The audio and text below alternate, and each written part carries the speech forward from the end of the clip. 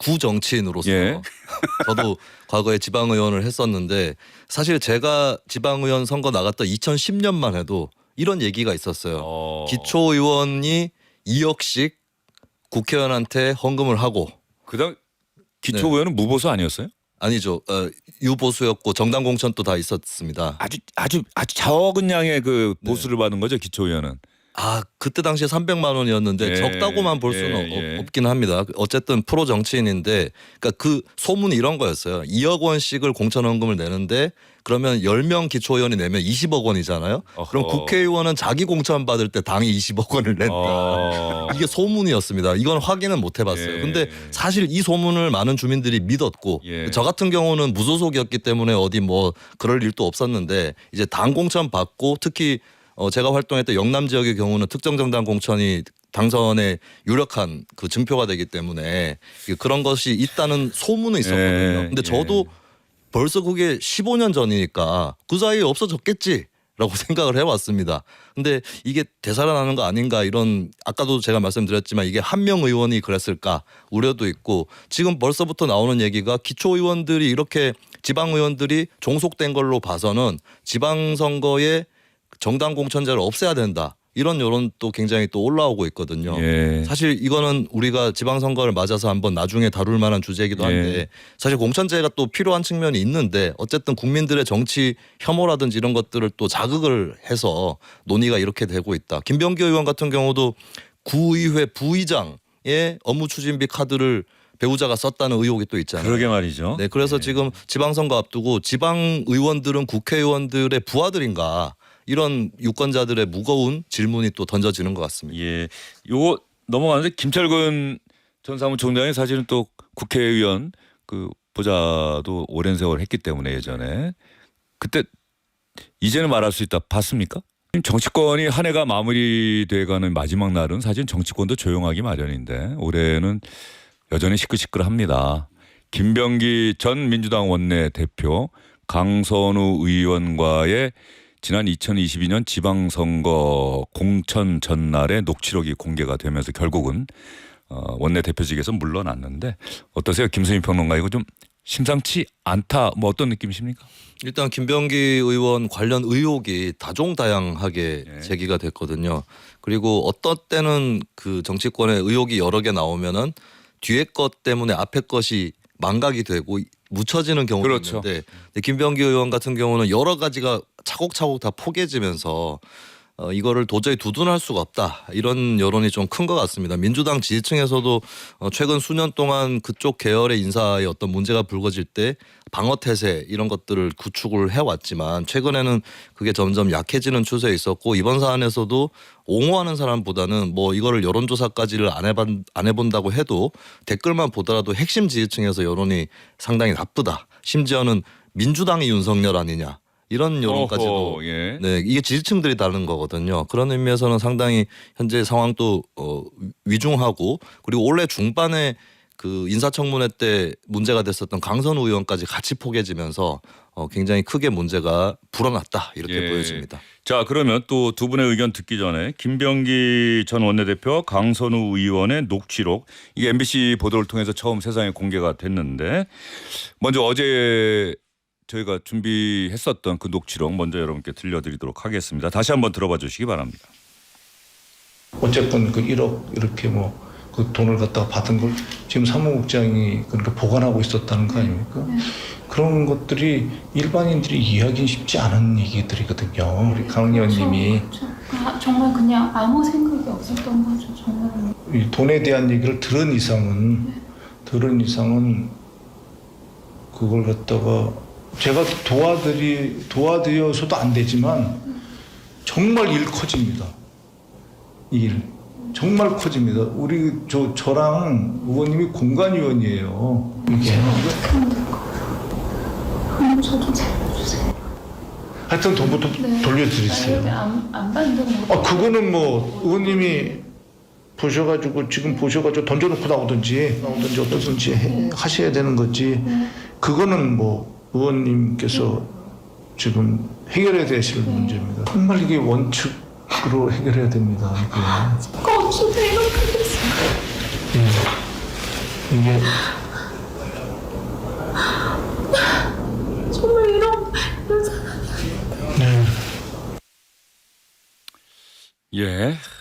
많은 분들이 이 녹취록을 들으시면서 또 어떤 생각을 했을지 모르겠는데 추가로 공개된 녹취록이 있으면 그것도 하나 더 들어보고 넘어가 보도록 하겠습니다.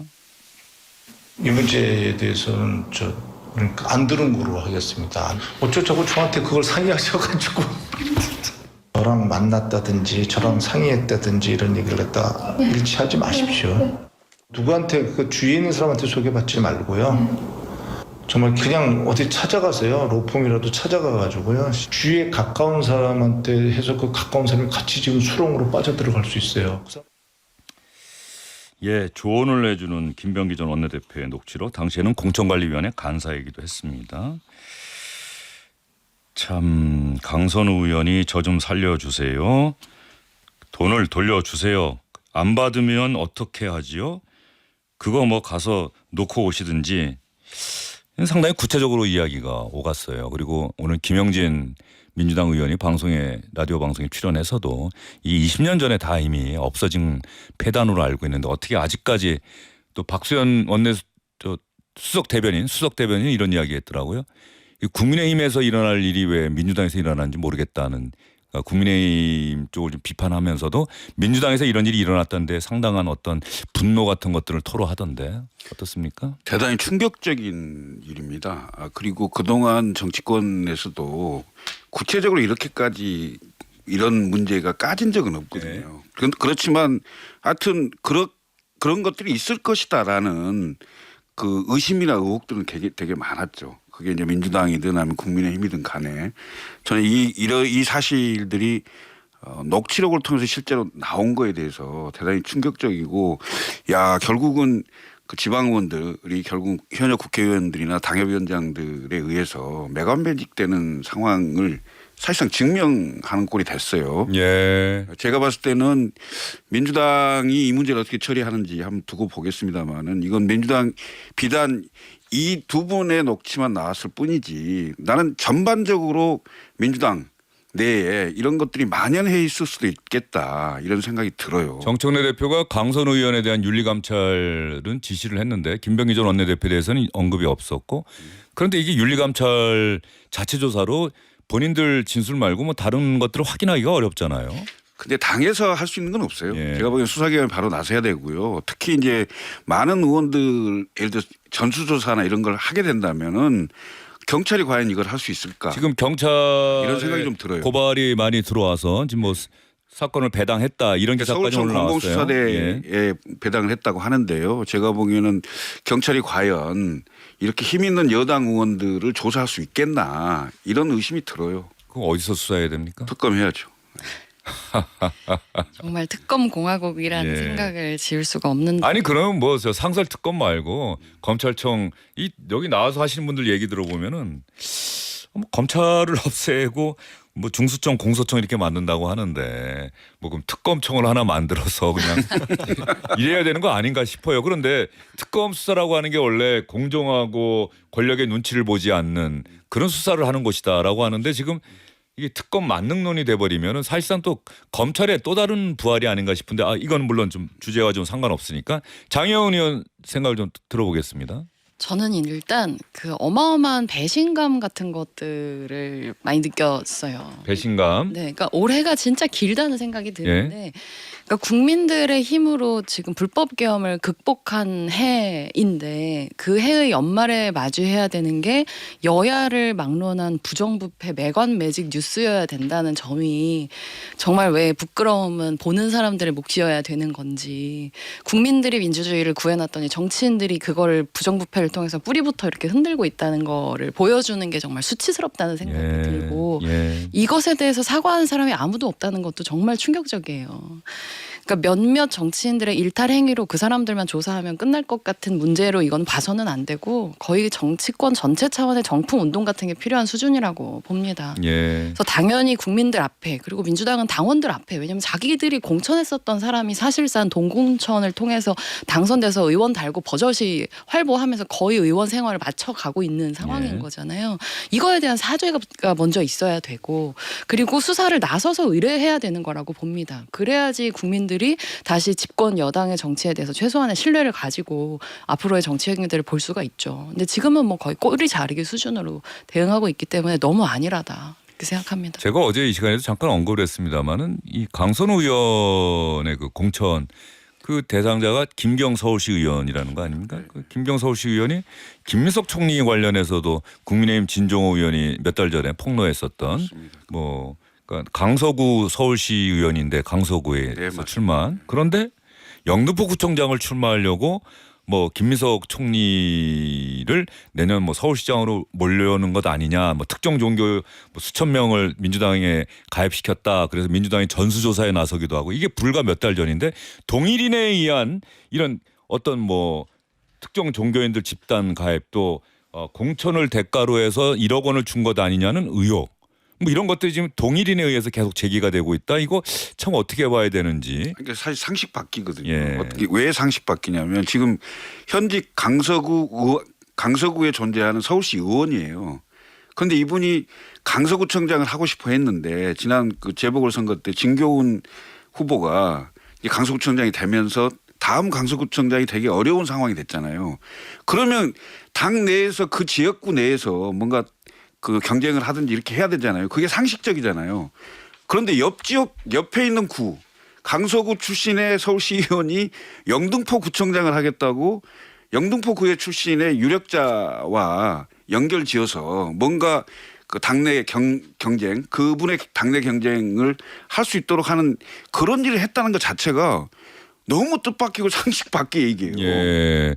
강선우 의원하고 김경 서울시 의원은 받은 적 없다, 준 적 없다라고 그 MBC 보도가 나가고 나서 어제 오전에 일제히 그렇게 입장을 밝혔는데 조금 전에 김병기 전 원내대표와 그 강선우 의원 녹취록 보면 1억 원은 어떻게 하죠? 돌려줘도 안 받으면 어떡하죠? 가서 뭐 놓고 오시든지 그건 알아서 하시고요. 이 녹취록을 보면 그 안 받았다, 준 적 없다라고 하는 그 입장 발표문을 과연 믿을 수 있겠는가? 정말 국민들을 우습게 보는구나 예. 그런 생각이 들죠. 이렇게 난 놓고 기억자 모르는 것 같은 상황이 또 따로 있나 싶은 정도인데 예. 그 입장문 안에서도 단서가 달려 있지 않습니까? 공천을 대가로 준 적 없고 공천을 대가로 받은 적 없다라고 정말 그런 법기술자스러운 그런 입장문을 내는 게 지금 국민들한테 보여줘야 되는 정치의 모습인가 정말 너무 참담하고 죄송스럽습니다. 예, 저희가 이야기 나누는 가운데 조국혁신당의 윤재관 전략위원장 오셨는데 뭐 이미 현안에 대한 파악은 다 되실 네. 거고요. 자, 이 부분은 경찰이 수사한다. 민주당 윤리감찰을 실시한다. 그런데 지금 뭐 김철근 전 사무총장 같은 경우는 경찰 수사를 믿을 수 있겠느냐, 특검해야 되는 것 아니냐라고 하는데 조국혁신당 윤재관 위원장의 생각은 어떻습니까? 이게 특검까지 할 사안은 아니라고 생각하고요. 왜냐하면 이게 실체적 진실을 밝혀내는 게 그리 어려운 일은 아닐 것 같아요.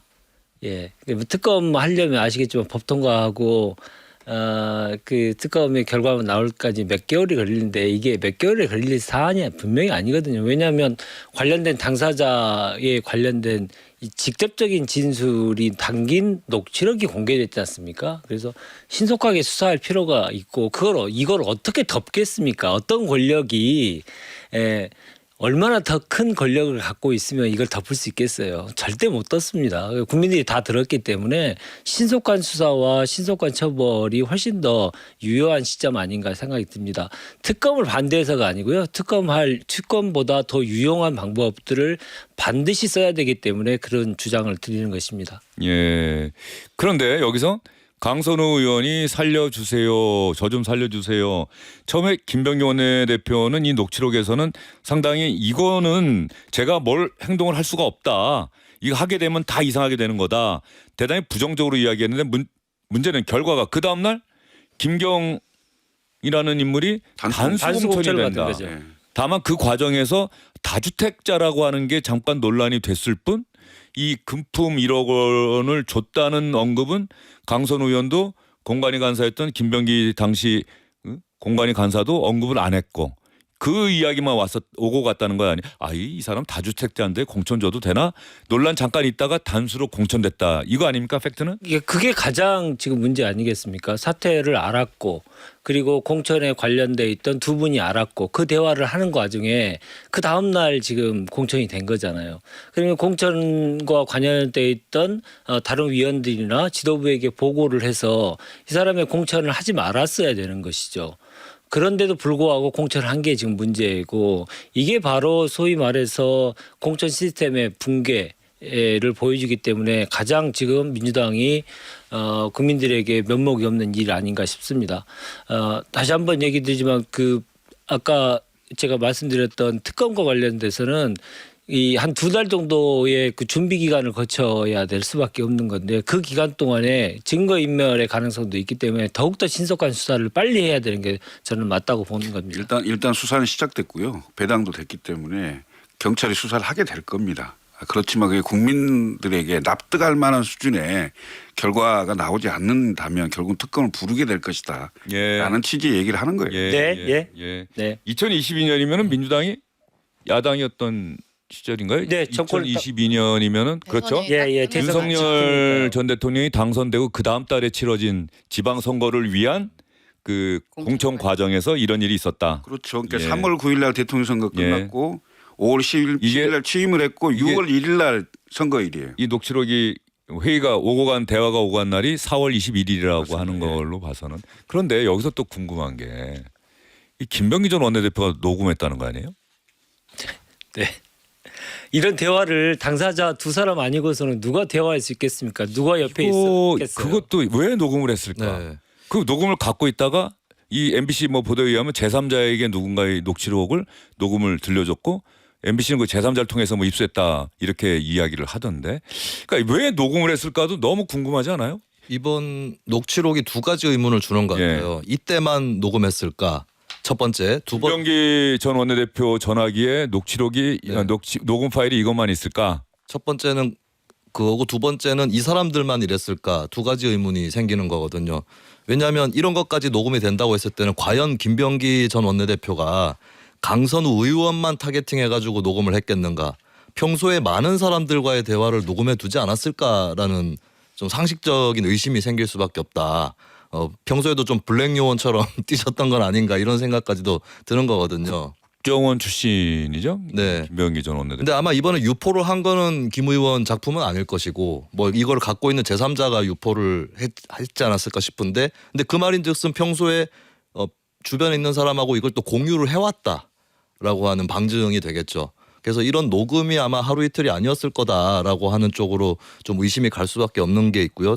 그리고 두 번째는 2022년 4월이라는 시점에 또 주목을 해야 될 이유가 네. 당시는 강선우 의원이 초선 의원이었어요. 그렇죠. 국회의원 되고 2년밖에 안 됐거든요. 근데 박수현 원내대변인 같은 경우는 이런 근절된 줄 아는 이런 사건이 터진 것에 대해서 쇼킹 뭐라고 했지 하여튼 충격적이다. 멘붕이다 이런 얘기를 했었는데 근데 한편으로 많은 국민들이 가질 수밖에 없는 의심은 초선 의원밖에 안 된 사람이 이런 공천 금품 수수를 했다는 거는 이게 본인이 개발한 게 아니면 어디선가 배웠다는 얘기인데 다른 데서 누군가는 또 이런 짓을 하지 않았을까 이 의심이 또 있는 거거든요. 근데 여기서 분명한 거는 어쨌든 김병기 의원이 그 당시를 묻고 지나갔고 거기는 또 공천관리위원회라든지 다른 관계자들까지도 개입했을 수 있다. 집단적인 범죄일 수도 있다라고 하는 부분 이거를 놓치면 안 될 것 같습니다. 저는 여러 의혹이 좀 생각이 나는데. 잠시만요. 우리가 좀 집중할 필요가 있어요. 여기서 자꾸 가지를 벌려나가면 우리 들으시는 분들이 더 헷갈릴 수가 있는데 자 강선우 의원이 돈 1억 원을 받았다는 의혹이 강력하게 제기되는 녹취록이다. 그리고 그 사안을 놓고 김병기 전 원내대표랑 당시 공관위 간사였던 김병기 의원이랑 상의를 했다.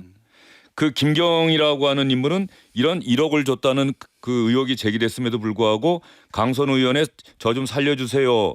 그 김병기 당시 공관위 간사는 왜 저한테 이런 얘기를 하셔갖고 부정적으로 하다가 그 다음날 아무 문제 없이 단수 공천이 됐다.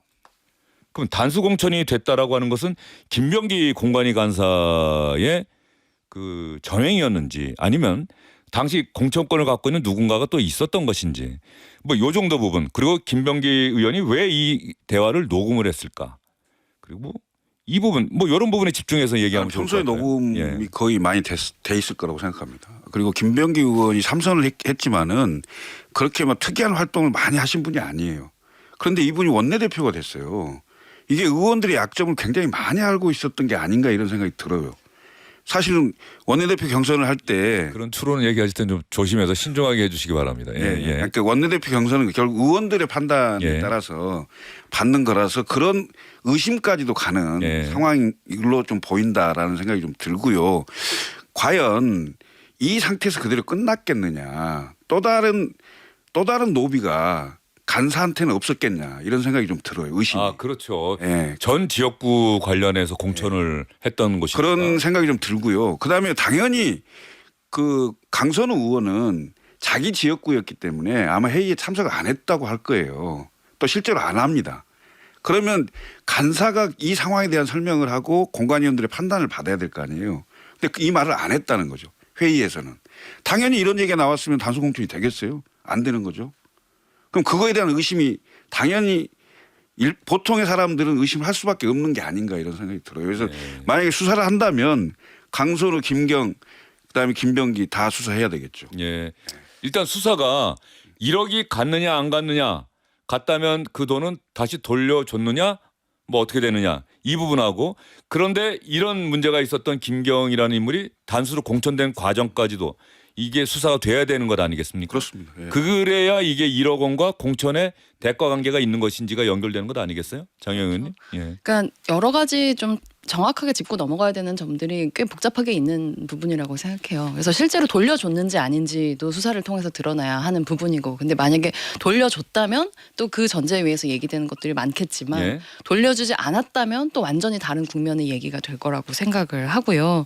그런데 이제 어쨌든 명확한 것은 이렇게 불법 정치 자금 혹은 이제 공천을 대가로 바라면서 건넨 이 돈을 주고 받은 사실 자체는 그것만으로도 이미 중대한 비리이고 결격 사유이기 때문에 내부적으로 공유되고 그리고 근절되어야 하는 사안인데 예. 이것이 민주당 내부에서 어떻게 처리되었는가 하는 점에 대해서도 저는 수사의 대상이 아니라고 하더라도 타진될 필요가 있다라고 생각을 예. 하고요.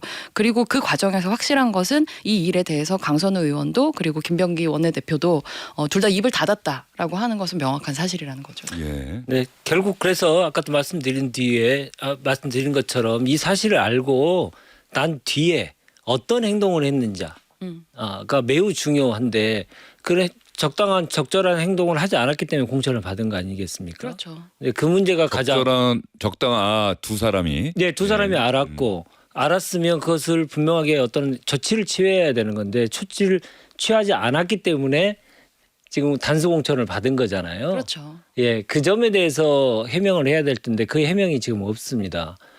결과가 그렇게 됐기 때문에 해명할 방법이 없겠죠. 그게 지금 가장 그 문제라고 좀 보고 저는 개인적으로 이런 생각을 했어요. 다른 분들도 그런 생각을 하던데 이날 처음 대화했을까? 이날 그 김경의 그 1억 원에 대해서 이날 첫 대화가 아닐 수도 있다. 그 전에도 했는데 그 전에 그 내용이 다시 한번 얘기가 될 것 되니 그것은 기록으로 남겨놔야겠다, 녹음을 해놔야겠다 해서 했을 가능성도 있다. 그래서 이 문제가 단순히 그 공천받기 하루 전날만 얘기한 게 아니고 한 번 더 최소한 한 번 더 있을 수도 있다. 그렇게 판단하는 분도 꽤 있더라고요. 수사를 통해서 좀 밝혀져야 될 부분이라고 생각합니다. 왜 녹음을 했을까는 여전히 궁금해요. 근데 사실 왜 녹음을 했을까? 근데 저는 기본적으로 의정활동하는 과정에서는 그냥 걸어다니는 녹음기들과 함께 일하고 있다 그렇게 생각하긴 했었어요. 예. 그러니까 뭔가 특정 사안이기 때문에 녹음을 한다기. 아니 전화 통화는 혹시 이게 우리나라 같은 경우는 자동 우리 이거는 자동 녹음 기능이 있으니까 네네. 그렇다고 치는데 이 국회의원들끼리 대화를 하는데도 이게 녹음을 하고 있다라고 생각하고 얘기를 장영 의원은 그런 생각을 하고 의정활동하셨다는 거예요? 네네. 아니 지금 장영 의원은 그러셨다는 얘기니까. 네, 그렇죠. 왜냐하면 사람들이 공공연하게 그러니까 이 상황이 어떤 방식으로 해석될지에 대한 가능성들을 뭔가 의식을 하면서 행동들을 하기 때문에 저는 사실은 굉장히 많은 녹취록들의 존재를 알고 근데 있습니다. 그런데 이 지금 결혼을 하신 분들은 때로는 이 부부간의 대화를 좀 녹음을 해둬야 된다는 필요성을 좀 느끼긴 하죠. 예. 예. 조금 그런데 예. 근데 지금의 시점에 보면 3년이 지났었잖아요. 3년 반이 지난 시점에서 보면 이제 녹음이 대중화된 거. 그건데 3년 전 반 전만 하더라도 그게 그렇게까지 심한 정도는 아니었다고 봐요, 저는. 그러니까 일상적인 대화를 녹음할 정도의 분위기는 아니었을 건데 제가 아까 말씀드렸듯이 그 이전에 한 번 더 만나서 이런 얘기가 오고 갔고 그거에 대해서 분명한 자기의 입장을 전달했다라고 하는 알리바이 차원에서라도 녹음을 한 건 아닌가 이런 의심을 하신 분들이 꽤 있지 않습니까? 이 녹취록은 그렇게 읽히는 것 같아요. 예. 그래서 그 이전에는 어떤 대화들이 있었는지 뭐 수사를 통해서 꼭 밝혀내야겠죠. 그러니까 충분한 시간, 충분한 조치를 할 수 있는 시간적 여유가 있었음에도 불구하고 아무런 조치를 하지 않았다면 지금의 그 책임져야 될 부분이 훨씬 더 커지겠죠. 예. 김병기 전 원내대표나 강선우 의원 두 사람 모두 2025년은 어떤 정점까지 갔다가 집권당의 원내대표를 맡고 또 새로운 정부의 여성가족부 장관 후보자로 지명이 됐다가 결과적으로 보면 강선우 의원은 또 이른바 갑질 논란으로 장관 후보자직에서 물러나게 됐고 한 해가 마무리돼가는 시점에서는 이 녹취록 때문에 지방선거 공천을 대가로 뭐 돈을 주고받은 것 아니냐 그런 문제의 인물을 단수 공천하는 과정에서 어떤 역할을 했느냐 이런 논란에 휩싸이는 거 보면은 정치라고 하는 게 정치인의 역할이라고 하는 게 그 책임과 권한, 이 주목과 감시 뭐 이런 여러 가지 생각들을 하게 되는 그런 주제였던 것 같고요. 이 부분에 대해서는 민주당도 수사기관도 명확한 결론을 국민에게 제시할 필요가 있다, 의무가 있다 이런 생각이 듭니다. 장동혁 국민의힘에서는 당연히 강하게 비판하고 나섰겠죠. 장동혁 대표 얘기 한번 들어보겠습니다. 신속한 수사가 필요하다고 생각합니다.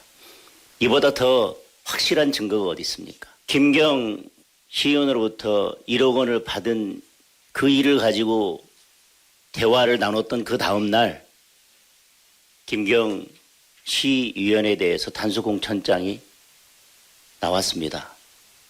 그 단수 공천장은 1억 원에 대한 그냥 현금 영수증입니다. 김병기 원내대표가 비밀 병기의 역할을 했는지 수사로 밝혀야 될 일입니다. 자, 박수현 민주당 수석 대변인의 아마 방송 인터뷰 내용이죠. 한번 들어보겠습니다. 김병기 전 원내대표, 강선우 의원 관련. 이게 이 문제가 생겼다? 상상할 수가 없는 일이어서 너무 충격적이어서 의원들 모두가 거의 뭐 멘붕에 빠져 있는 뭐 이런 그런 상황 정도 문제였어요.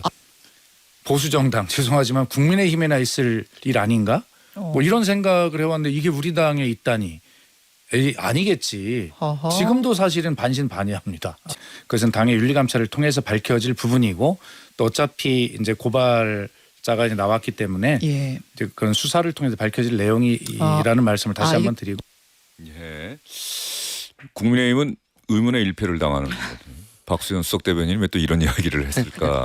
그러게요. 예. 녹취 국민의힘에서는 이 발언에 대해서 좀 강하게 좀 비판하고 반박하고 나서야 되는 것 아닌가 싶은데 말이죠. 예. 이 반박하는 성명 나왔다는 얘기 못 들으셨죠? 예. 과거의 역사가 있으니까요. 해야 될 것 같은데. 뭐 다른 일들로 다 바쁘신 것 같아서 서로 싸우시더라고. 이제 이 이야기는 저희가 또 정리하고 다음 주제로 넘어가긴 해야겠습니다만 김수미 평론가가 평론하는 입장에서 보면 이 공천을 대가로 돈이 오가는 이거 그야말로 구시대적인 그 예전에 있었던 일, 삼김 시대 그 이전 시대 그때나 있었던 일이고 적어도 노무현 대통령 우리가 그 시대를 새롭게 맞으면서 그 이후에는 이런 일들이 없어졌다고 우리가 믿고 싶어 했던 걸까요? 아니면 좀 믿었던 걸까요? 그런데 이게 갑자기 불과 몇 년 전에도 이런 일이 있었다. 뭐 이게 여기서 이제 깜짝 놀라는 거죠. 제가 평론가이자 구정치인으로서 예. 저도 과거에 지방의원을 했었는데 사실 제가 지방의원 선거 나갔던 2010년만 해도 이런 얘기가 있었어요. 기초의원이 2억씩 국회의원한테 헌금을 하고 그다음 기초의원은 무보수 아니었어요? 아니죠. 유보수였고 정당 공천도 다 있었습니다. 아주 적은 양의 그 보수를 받은 거죠 기초의원은.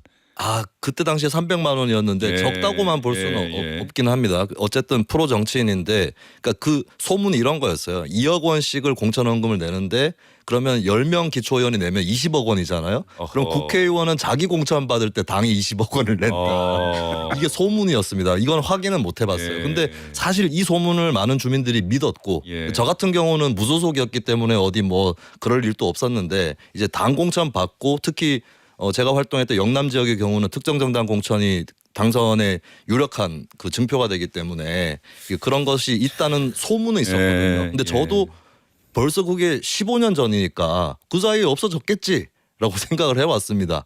근데 이게 되살아나는 거 아닌가 이런 아까도 제가 말씀드렸지만 이게 한 명 의원이 그랬을까 우려도 있고 지금 벌써부터 나오는 얘기가 기초의원들이 이렇게 지방의원들이 종속된 걸로 봐서는 지방선거에 정당 공천제를 없애야 된다. 이런 여론도 굉장히 또 올라오고 있거든요. 예. 사실 이거는 우리가 지방선거를 맞아서 한번 나중에 다룰 만한 주제이기도 한데 예. 사실 공천제가 또 필요한 측면이 있는데 어쨌든 국민들의 정치 혐오라든지 이런 것들을 또 자극을 해서 논의가 이렇게 되고 있다. 김병기 의원 같은 경우도 구의회 부의장의 업무 추진비 카드를 배우자가 썼다는 의혹이 또 있잖아요. 그러게 말이죠. 네, 그래서 지금 지방선거 앞두고 지방 의원들은 국회의원들의 부하들인가 이런 유권자들의 무거운 질문이 또 던져지는 것 같습니다. 예, 요거 넘어가는데 김철근 전 사무총장이 사실은 또 국회의원 그 보좌도 오랜 세월 했기 때문에 예전에 그때 이제는 말할 수 있다 봤습니까? 비일비재했죠. 왜냐하면 그리고 그 제가 이제 보좌진을 할 때에는 호남에 기반을 한 20년쯤 전? 더 전이죠. 더 전. 예. 예. 한 30년 가까이 예. 된 일인데 그런 일들이 실제로 뭐 이렇게 행행하던 상황이었고, 그러니까 당시에 민주당이 야당이었지만 민주당도 마찬가지였고, 그러니까 특정 지역에 기반을 두면 공천하면 당선이잖아요. 그럼 공천을 받으려고 얼마나 많은 사람이 노력을 하겠어요. 예, 그런 것들 때문에 생길 수 있는 부작용. 정치는 하고 싶은데 돈은 있는데 내가 정치를 하기에 뭔가 그 나를 끌어줄 사람이 없고 그런 경우는 예. 이제 뭐 예를 들면 합법적인 후원금 형태인 예. 경우도 있고 예. 뭐 이런 식으로 지금 뭐 녹취에 나오는 것처럼 뭐 이상한 방식으로 하는 경우도 있었겠죠. 예. 윤재관 위원장이 정치권에 들어온 이후에 이런 일이 있었다 없었다 솔직해. 있었죠. 예, 있었습니다. 근데 90년대 후반에 들어왔죠? 예, 그런데 최근에도 뭐 있어 한 10년 전에도 있었고요. 예. 예, 근데 이런 분들의 공통점이 있어요. 예. 만나자고 해요. 예. 그러시죠. 사무실로 오세요. 그러면 예. 절대 사무실로 안 옵니다. 어. 그 칸막이가 분명히 있고 룸이 있는 예. 어느 식당이나 다른 곳에서 만나자고 합니다. 예. 그러면 절대 만나면 안 됩니다. 예. 그 자체가 그걸 인지하고 있어야 되거든요. 그러니까 꼭 사무실에서 만나면 절대 돈을 들고 올 만큼의 강심장은 없어요. 근데 꼭 제3의 장소에서 만나자고 하는 거는 절대 거기에 응하거나 하면 안 된다고 하는 것을 제가 이제 경험을 통해서 윤재관 위원장이 현역 의원이 아닌데도 아니 제가 보좌관을 예. 할 때도 보좌관임에도 불구하고 의원에게 미치는 영향이 크기 때문에 잘 말해달라고 하는 그런 부탁을 하면서 돈을 건넬 목적으로 하는 분들이 계시거든요. 꼭 그러니까 제가 제 그 상황을 통제할 수 없는 거지 않습니까? 상대는 아주 절박한 상황인데 그런데 제 3의 장소에서 만나자고 하면 절대 응하면 안 됩니다. 국회의원회관에서 보면 돼요. 네, 예, 사무실로 왜냐하면 오시라고 하면 절대 안 와요. 의원회관에 들어올 때 다 보거든요. 그래서 뭉치톤이 들어올 수가 없어요. 네. 어쨌든 공천을 대가로 해서 금품을 주고받았다라고 하는 것은 명백한 실정법 위반이고요. 예전에 지금 저희 제작진이 박순자 전 의원 징역 2년 6개월 확정받았다는 걸 썼는데 이거는 뭐 명백한 그 현역 실정법 위반이기 때문에 이건 엄정한 수사를 받아야 된다. 강선우 의원 얘기해야 되고 어떻게 받았는지 안 받았는지 받았다가 돌려준 건지 또 김경 서울시 의원도 마찬가지고 김병기 전 원내대표도 왜 단수 공천 됐는지 이 부분은 분명히 밝혀야 된다는 생각이 듭니다.